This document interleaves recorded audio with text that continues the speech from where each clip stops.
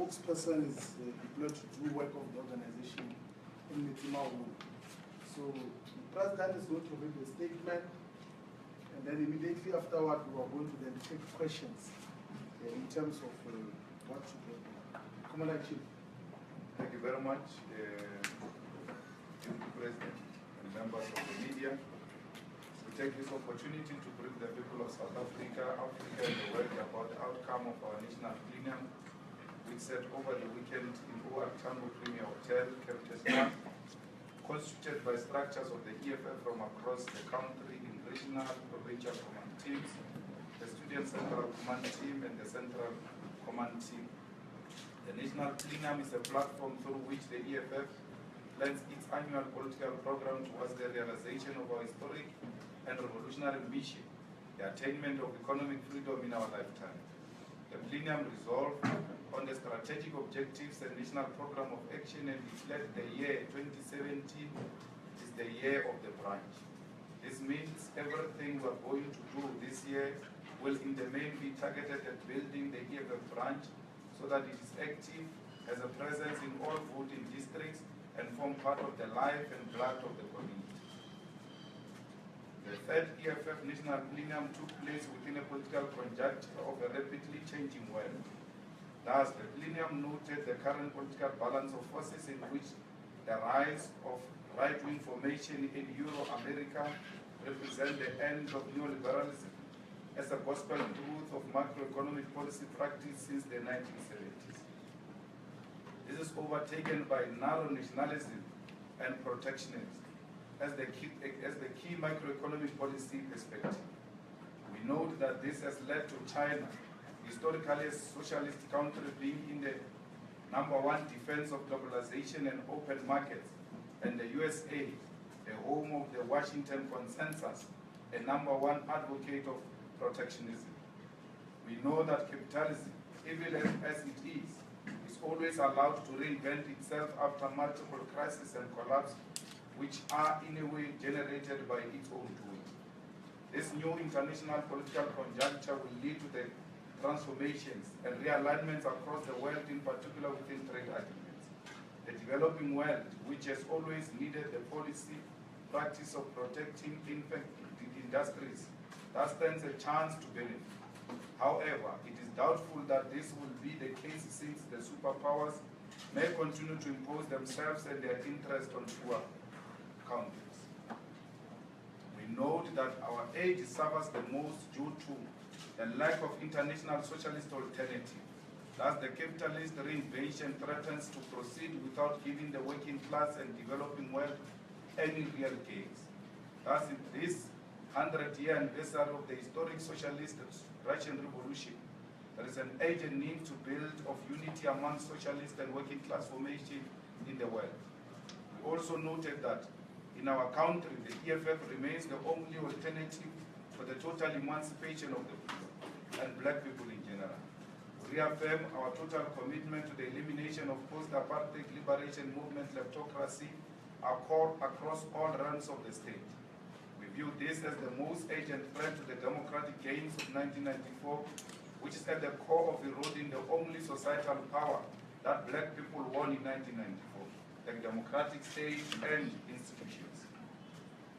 This is why we reject all disingenuous political campaigns like the ABSA Payback the Money campaign, which in the main is a Gupta and state security sponsored campaign aimed at saving the current kleptocratic status quo. Our political program against white monopoly capitalism and its inherent criminal and exploitative practice will never be determined by enemies of the economic emancipation movement. We shall never be a pawn in a chess game of kleptocratic and white capitalist forces in South Africa. Thus, we will deal with ABSA at our own time. We remain proud of the expanded mandate given by the people of South Africa from the 2014 national election to the 2017 local government, 2016 local government elections. The EFF will remain robust in parliament, legislature, and in all councils. All EFF public representatives and branches shall adopt public schools and health facilities. We shall ensure that we fight against corruption, starting from our own ranks to the higher highest helms of the state. Anyone found guilty of corruption shall be mentioned by name publicly, particularly EFF councillors, EFF MPs and MPLs. We have taken note of a report of EFF councillors keeping their previous jobs so that they can earn as councillors whilst earning as employees of other institutions. An investigation in this regard is underway, and stern action shall be taken against those councillors found double dipping. It is EFF policy that councillors should work on full-time basis for their communities. In addition, we shall act decisively against any EFF public representative found guilty of abusing women, children, and substance. Will be participating in all ward by-elections with the sole aim of removing the ruling party from government. Anywhere we find an opportunity to remove the public purse from the hand of the corrupt ANC, we shall never hesitate, but strike with a revolutionary precision. The Third National Plenum also expressed itself that where the numbers increase in our benefit, we shall not only vote with the opposition, we shall also take government. Our objective is to reach an agreement that we take municipalities without co-government. The DA and other parties must allow us to lead government in municipalities as we've allowed them to do so in municipalities and metros like Johannesburg and Tshwane. As per our constitution, all regions of the EFF are due to re-elect their leadership through regional people's assemblies. We've thus adopted guidelines that centrally charge all branch meetings towards the regional people's assemblies. Must first have branch general meetings in all the voting districts in their wards before holding their final branch general assembly that will elect delegates to the RPA. These are not voting district meetings but branch general meetings that must be attended by all members of the ward and which must take place in all VDs. This must also be used to recruit and renew membership of the EFF.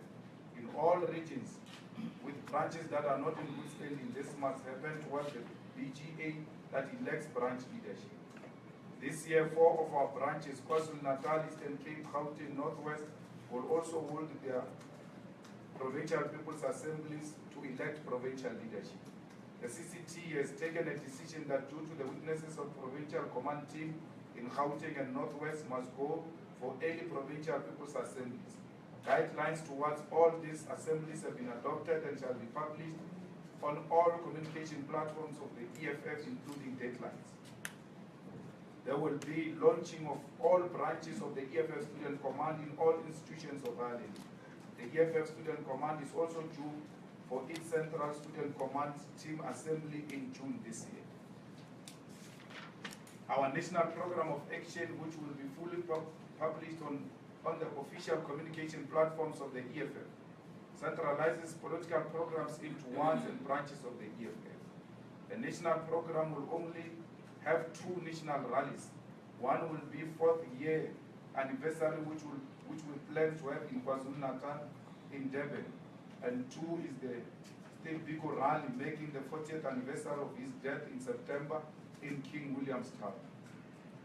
For the 4th year anniversary, the EFF will find 4 kids that share a birthday with the EFF, meaning those 4 kids must be born on the 26th July 2013. Those kids must be from poor families from around KZN. We shall build houses for them and host their 4th year birthday parties on the same day. Will be officially opening their homes on the 26th July 2017. This seeks to ensure that they grow up knowing their revolutionary party and its mission. This will be the EFF anniversary celebration tradition from henceforth. But above all, it is to ensure that each anniversary of the EFF leaves a lasting legacy for ordinary and poor people. This year, we shall also mark the 120th anniversary of Mkhwebane Africa, which was composed in 1897 by Enoch Sontonga. In marking this anniversary, we shall run a campaign that explains to our people where this historic song comes from and its impact in the struggle for African liberation across the continent. In addition, we'll demand that the stem must fall. In full celebration of the role and place of music in the struggle, we shall run a music competition that will culminate into a concert on the 18th of April, which is the day Enoch Sontonga died. The concert will be called Ingoma Day, and it will be a culmination of regional and provincial rounds until there are only 9 choirs remaining from 9 provinces. These 9 choirs will then compete on the 18th April 2017 for their first prize. We invite all fighters to start forming choirs and practice in the spirit of celebrating the idea and placing of the struggle song in carrying our people in difficult times. Struggle songs are a battle cry that tells of the victories, the sufferings and desires of our people in struggle. To delegitimize struggle songs is to depoliticize society. Thus, this concert seeks to make struggle songs fashionable. We shall begin with immediate effect with the Right to Care campaign, in which all members and activists of the EFF from January till the end of February must visit homes, religious, sports, arts, education, and health institutions in their wards to understand the condition and needs of our people. The branch must know fully who live in its ward, visit them, and understand their needs. This must be done with the sole purpose of showing that ours is a caring revolution. All branches of the EFF shall embark on monthly campaigns of caring for the elderly. The branch must know all the elderly in all the voting districts of the ward and have a monthly outreach program that will, amongst others things, include knowing their birthday and sending them birthday cards and messages. The branch must visit them and clean their yards, including doing their gardens. In light of the Easter season, which is also characterized by the high levels of accidents, branches of the EFF will have a blood donation day on the 31st of March 2017. This is not only about participating in the gift of life through donating blood, but it is also to bring awareness and make fashionable the idea of giving blood to save lives. To mark the World Environmental Day on the 5th June, all our branches shall embark on Itandeni Environment Campaign, in which we shall clean dumping sites, public spaces, and graveyards in our neighborhoods. This campaign will last for the whole month of June. On the 10th of August, we will have Women's March to all municipalities to demand, amongst others, women-related issues, that there must be sexual offences court in all municipalities. This will allow all cases related to sexual violence like rape to be processed much faster so that justice is not delayed. In addition, all branches shall campaign for free sanitary towels, in particular for the young women. On the 6th of April, all branches of the EFF will partake in land occupation struggle. These struggles highlight the urgent need for this country to resolve the land question by expropriating land without compensation for equal redistribution. All political holiday commemorations like Sharpeville Lander Day, Freedom Day, Workers' Day, Youth Day, Heritage Day will all be left branches to organize ward-based events. Finally, on the 27th of October, all branches will organize economic freedom marches in their wards to target local capital, mines, malls, supermarkets, firms, banks, etc. EFF branches will submit demands that will include, amongst other things, adoption of schools, crèches, clinics, community library, and supporting facilities and employment creation. These are some of the highlights contained in our national program of action as adopted by the Third National Plenum. The full version will also be published on all communication platforms of the EFF. We also reaffirm our calls on Morocco to end its occupation and colonization of Western Sahara, and on the apartheid state of Israel to end its illegal, racist, criminal occupation of Palestinian lands. We call on all African leaders to respect popular electoral outcomes for peaceful regime change. We reject the phenomenon of lead to the dead and call on Africa to leave the era of long-term presidency and violent regime changes in the past. This year, 2017, is our year. It is the year of the branch, and In it, we pledge that we shall execute our program of action with revolutionary discipline and precision. We declare that we are the future we've been calling for, and that victory is certain. Thank you deeply. Thank you very much, President and Commander-in-Chief. The year is the year of the branch. 2017 is the year of the branch in the Economic Freedom Conference. We'll take questions now from members of the media. The tradition is that you must introduce yourself and then ask a question. And then we'll then be able to take it from there. I see Sophie, number 1, 2. Further questions or with clarity? Yes. Well, Sophie Mkhwebane from the SABC. I'm looking at your statement. Normally you tend to start with the national or local issues that are close to your constituency. But this time around, you chose to start with the international balance of forces.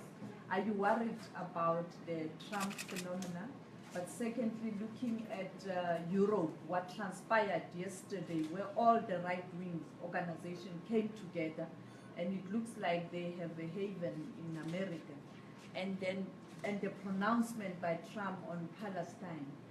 The last issue on the continent, you speak about ensuring that the leaders do respect the will of the people. What's your reaction to the current situation in Gambia, your observation, and that what should the coming AU summit focus on? The second question, Sister Man. Yes, I am Sindikile Kachaneni from The Citizen. My first question is about your comments regarding the APSA saga and your reaction to it is that, to my understanding, you're basically saying that it's a smokescreen to distract people from what you regard as the real corruption issues that are gripping South Africa. Did I get that right? Can you ask the question and Yeah. then respond to that, please? Are you saying that the APSA, that politicians are using the APSA saga as a smokescreen to hide what's going on in the ANC or ANC-related corruption? Okay, last question. There's a person at the back there who has raised their hand. Bobby Carroll from TBC News. Mr. Malema, I'm wondering if you know that the King of Morocco will attend the upcoming AU summit, and that could be a blow for the independence of Western Sahara. What your comment is about that? My second question relates to Bombay Nkosi, whether or not the EFF is willing to take the fight for Bombay Nkosi to the Constitutional Court. We do know that his appeal to the SDA was denied last week after they gave a date. New judges came and denied his appeal. Wondering if I could get a comment about that. Yes, Jeff, the last question. Samuel Masaro from Chakaranga. I'm talking about debate to the Constitution. In what lens are you willing to fight for the Constitution appeal at the Appeals Court and not all schools? In what lens are you willing to fight for your member of the party? Thank you. Madam Chair. Thank you very much. I think the victory of Donald Trump constitutes a serious threat to the struggle against racism, sexism, and the struggle against xenophobia, and it also constitutes a direct threat to developing world, in a sense that is calling for protection of American industries. But we know that America, being as big as it is, it will protect its own and still want to harm in developing countries. And that, to us, is a serious problem. We're starting with this international balance of forces precisely because the capitalist nature of doing things is changing, and capitalism on its own is in a serious crisis, and therefore it's trying to find ways of reinventing itself. And ourselves being part of this flow, we think that we are going to be directly, affected. In South Africa, we should be worried by those dynamics because the latest is that we are victims just through an example of the chicken industry. When we warned against dumping of chickens in our country, both the media and the minister GTI and his government did not listen to us. And as a result, most chicken producing factories are collapsing, and most companies are closing down. So we know what dumping can do to a country, and we are victims of that ourselves. And we are actually trying to awaken the country to be alive to international dynamics and how they directly impact on our daily lives. Most people, when we said chickens are going to be dumped here, jobs will be lost, they didn't know what we're talking about. And as a result, now factories are closing. And we're trying to highlight to them that one Trump goes to protect. His friends in Europe will follow him and protect. And those citruses we're sending to Europe will no longer be allowed to go to Europe. And as a result, their industry will collapse in South Africa, but they will be bringing the leftovers from their country into our country. So we ought to stand in direct opposition of that, and we must be alive. So more than anything else, as we see today, the direct threat to equality, to job creation, to the alleviation of poverty is this international balance of forces and dynamics. And politics must be about it. In Gambia, it's a sad story because we in the EFF were the first ones to congratulate the president, the former president, that having served long and having taken the country through a barrel of the gun, we were so happy that he had accepted the results. And we thought this was beginning to usher in a new era in Africa. And following his acceptance of the results, then we saw the president of Angola saying he's not going to make himself available in the next term and all that. So we thought we're now entering an interesting period in Africa. But because, being a political prophet as we are, then warned the incoming president of Gambia that please don't concentrate on what happened in the past. Because if you do that, then you're going to put this country into a crisis. We said that in our statement. And the man immediately then threatened the outgoing president with an arrest. That led the outgoing president now changing his mind, that no, I will not leave. It is a country that comes from the difficult past. And how you manage that transition was going to be an extremely important. Here is a man who came through a barrel of a gun, a soldier, who says, I'm ready to leave. And you should have, welcomed that. And then introduce some form of reconciliation and peaceful method towards healing whatever the difficulties the country confronted during his era. So we found it irresponsible of the current president to then make such threats instead of putting the country on a peaceful transition which seeks to unite everybody. But we are happy that the outgone president came back to his senses and then ultimately, relinquished power and then accepted and left. And we want to applaud ECOWAS for taking a firm stand, something that we so wish to see in SADC in future and in all the regions, that the peers must now begin to say, hey man, it's not about us at this level, it's about the people and the will of the people. So we really congratulate ECOWAS stand, and we saw the AU, the toothless, useless AU, in a very opportunistic way, trying to follow in the footsteps of ECOWAS. The AU should have been the first body to declare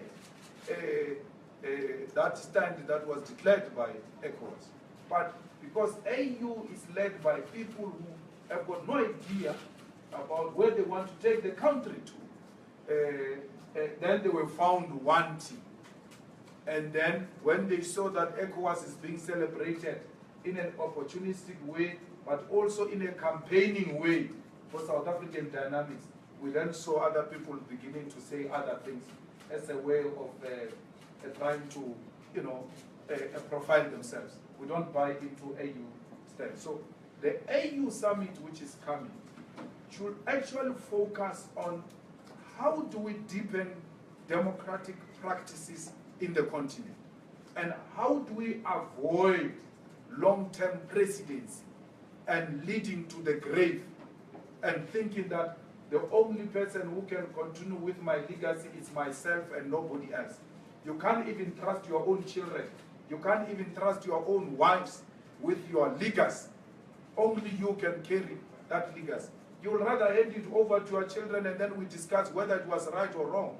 But it's just for you to stay there forever and ever like we see in Zimbabwe. Zimbabwe's situation is bad. President Mugabe can't even control a spade. You know, they were trying to plant a tree, a sort of tennis, and he can't control that thing. That's how old he is. He's no longer capable of discharging his responsibilities. We don't hate the man. They can respond and insult us anyhow they want. But they are a group of cowards, those comrades in ZANU-PF. To be scared to say to an old man like President Mugabe, please, with due respect, let go. Commandant Fidel, when he realized it was no longer doable, he let go. So President Mugabe must let go. The legacy of the land question will carry it. We are following in his footsteps. We are proud of the actions he has taken, but his overstay is not doing justice on the African Revolution project. He's destroying his own legacy. It's bad. President Mugabe stayed in power and him being a presidential candidate in 2018. Those comrades in ZANU-PF, they can insult us anyhow they want, but we are not going to be good friends if we are not going to tell them that that which they are doing is not good for Zimbabwean people, is not good for SADC, is not good for the struggle for the land in Africa. Because those who are leading that struggle, then they overstay and destroy that legitimate program. We say this out of love, not because we hate him. We celebrate Mugabe, we celebrate, must celebrate that he's not a South African president. Because we were not going to allow that. We're not going to allow that. It doesn't matter the price it comes with. We cannot have